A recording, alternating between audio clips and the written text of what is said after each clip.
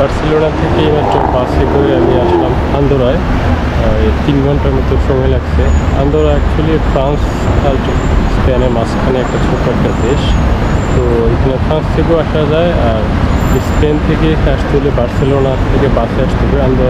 আন্দোরাতে কোনো এয়ারপোর্ট নাই, তো আন্দোরায় আসতে হলে হয় ফ্রান্স থেকে আসতে হবে অথবা স্পেন থেকে আসতে হবে। স্পেন থেকেই সবচেয়ে বেশি সহজ, বার্সেলোনা থেকে এখানে অ্যাভেলেবেল বাস পাওয়া যায়। মাত্র 3.5 ঘন্টার দূরত্ব। আন্দোরা আরও একটি ছোট দেশ, কিন্তু এর আগে আমি যে ছোটো দেশগুলা ভিজিট করছি, লুক্সেমবুর্গ, সান মারিনো, লিংকিস্টাইন, তার চাইতে একটু বড়। এখানে মোটামুটি 80,000 লোকের বসবাস।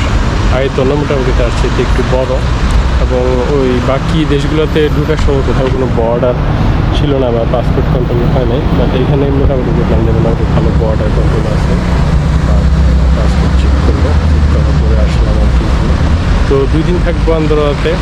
2 দিনে দেশটা এক্সপ্লোর করার চেষ্টা করবো। ছোটো দেশ, 2 দিন এনাফ মোটামুটি।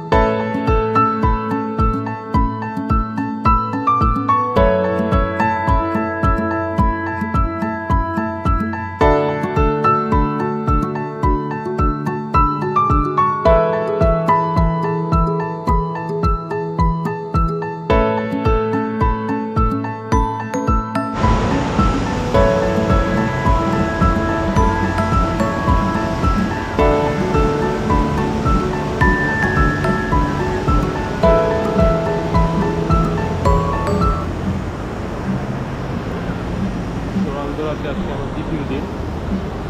সকালবেলা চমৎকার একটা বাঁধ, এই নদীর পাশেই বাঁধটা।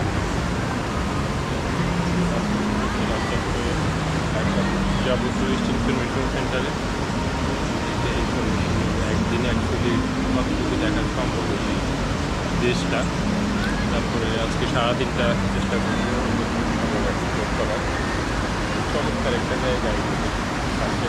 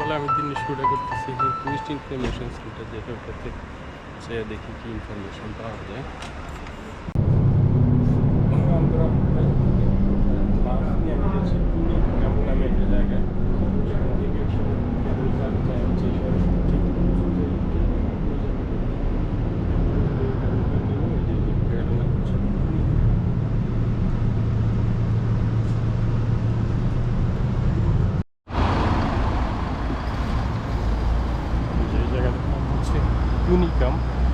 তো এইখান থেকে ক্যাবল কার নিয়ে এই দেশের সবচেয়ে টপ ভিউ পয়েন্ট, ওখান থেকে যাওয়া যাবে। আমি এখন ক্যাবল কার স্টেশনের দিকে যাচ্ছি।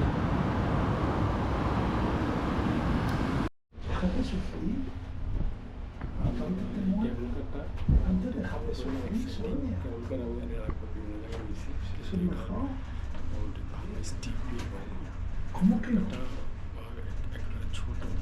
Vamos a ver, chico. Sí, como que nosotros creamos lo que se era. Hostia, una jaula. Eso es para los animales, a lo mejor, ¿no? Sí, y hace paradilla. Y hace paradilla. Y luego hace toda la bajada. Ya está guay, ¿eh? Bajar ya está bien, ya. চমৎকার exciting একটা journey. Pensamos que nada que hace mucho sol. Está bien esta bajada. Sí, señor. Ah, hemos dicho para tirar casa. So এটা হচ্ছে আন্দোরার সবচাইতে top view point. আমি আছি 2500 fit উপরে, নিচ থেকে ক্যাবল কার নিয়ে এখানটাতে আসলাম। তো এখান থেকে পানোরামার ভিউটা পারফেক্টলি দেখা যাচ্ছে, খুব চমৎকার। একদিনের একটা ডে ট্রিপে আন্দোরাতে আসলে এই জায়গাটাতে আসা যায়। এখান থেকে আবার বাস আছে, শাটল বাস নিয়ে এদিক দিয়ে এই যে এই রোডটা হয়ে এদিক থেকে আর একটু নিচু ওই পাশে একটা লেক আছে। তো এই বাস নিয়ে ওই লেকটাতে গেলে অবশ্য আরও চমৎকার ন্যাচারাল ভিউ দেখা যাবে।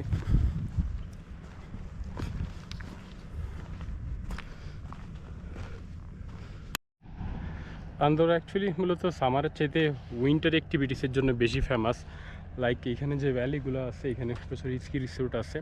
স্কির জন্য পুরো ইউরোপীয় আন্দোরা খুব ফেমাস। সো উইন্টারে, সামারের চাইতে উইন্টারেই এখানে বেশি টুরিস্ট আসে স্কি করার জন্য।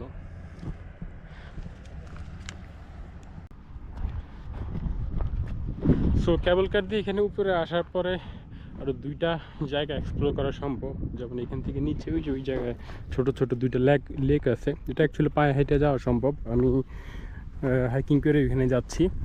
এখান থেকে অবশ্য বাসও যায়, ওই জায়গাটা থেকে ছোটো শাটল বাস আছে, ওইটা দিয়ে যাওয়া সম্ভব। আর আরেকটা লেক আছে এখান থেকে আরও একটু বেশি দূরে। তো সো আমি প্ল্যান করছিলাম এটা যাওয়ার জন্য, যেহেতু আমি আজকে দিনটাই আমার কাছে আছে। তো এখানে গেলে মোটামুটি প্রায় 7-8 দিন দেখতে হবে। তো সময় শর্টেজের কারণে যাচ্ছি।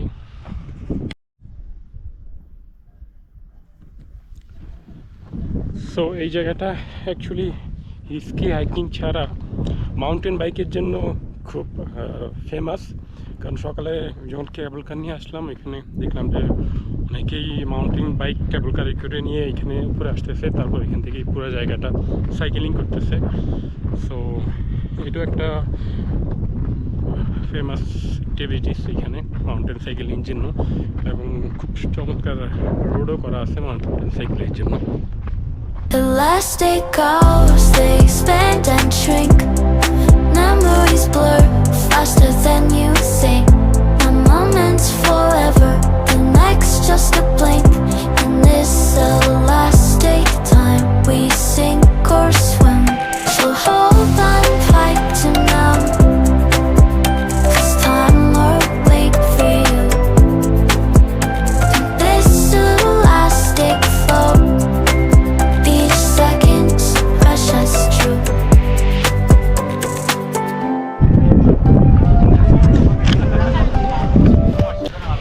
যে লেকটাতে প্রচুর মাছ আছে, এখানে যারা লোকাল বা যারা আগে আসছে এরা সাথে বসে নিয়ে আসছে মাছ ধরার জন্য। তো হয়তো এরা সারাদিন এখানে থাকবে, মাছ ধরবে। চমৎকার ছিল জায়গাটা।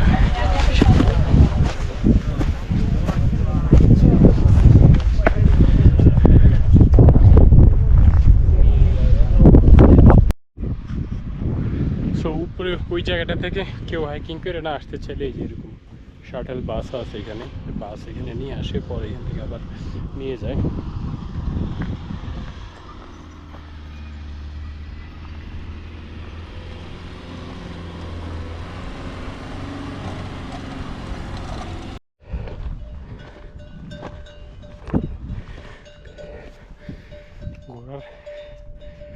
বা গরুর গলার এই ঘন্টার সাউন্ডটা মাউন্টেনে খুবই চমৎকার লাগে, কাইন্ড অফ মিউজিক। চারদিকে শুনশান নিরবতা, আর মাঝখানে ঘন্টা যখন বাজে।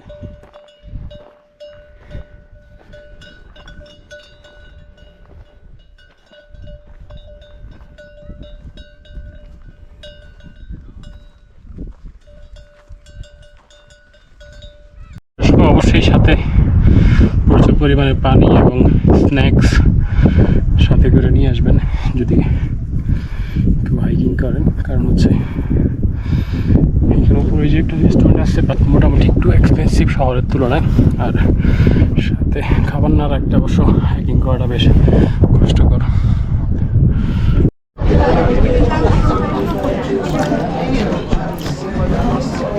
পুরো দিনের হাইকিং শেষে মোটামুটি ভালো টায়ার্ড।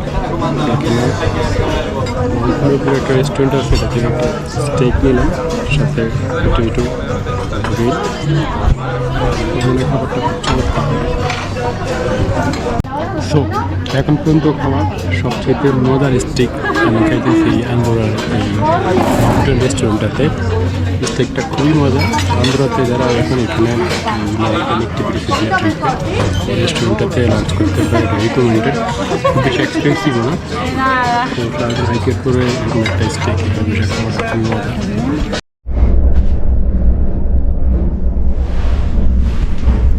খুবই কোয়াইট, খুবই নিরিবিলি একটা জায়গা, এবং এই যে দেখেন কেবল কারো কোনো মানুষ নাই, আমি একাই এই টিউবটাতে যাচ্ছি।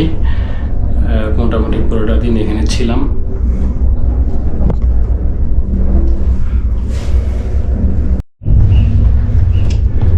তো এখান থেকে নিচে তাকাইলে কিন্তু মোটামুটি ভালোই ভয় লাগে, কারণ মোটামুটি ভালো উচ্চতায় দিয়ে যাচ্ছে কেবল কারটা।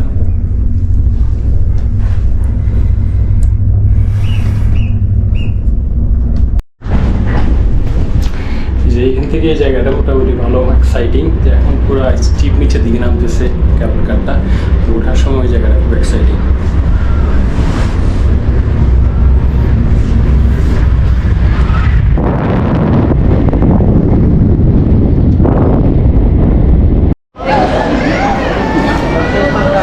সো আন্দোরা অ্যাকচুয়ালি দুইটা জিনিসের জন্য খুব বেশি ফেমাস বা খুব ইন্টারেস্টিং এখানে আসাটা।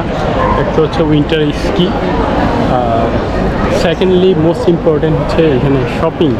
সো এখানে শপিং করার জন্য খুবই বেস্ট, কারণ জিনিসপত্রের দাম এখানে খুবই সস্তা ইউরোপের অন্য অন্য দেশের তুলনায়। মোটামুটি পারফিউম, সিগারেট বা মোটামুটি অলমোস্ট সব ব্র্যান্ডের দোকানই এখানে আছে, এবং দাম অনেক সস্তা। এখানে প্রচুর মানুষ আসে শুধু শপিং করার জন্য, স্পেশালি ফ্রান্স থেকে, কারণ ফ্রান্সের জিনিসপত্রের দাম অনেক এক্সপেন্সিভ। এবং এই যে এটা হচ্ছে মেইন শপিং স্ট্রিট, এখানে সব ব্র্যান্ডের দোকান আছে, প্রচুর মানুষ এখানে অ্যাকচুয়ালি আন্দ্রাতেই। তো এইটা হচ্ছে সিটি সেন্টার, শহরের মাঝখানে রাজধানী, এখানে সবাই মানুষ শপিং করতেছে।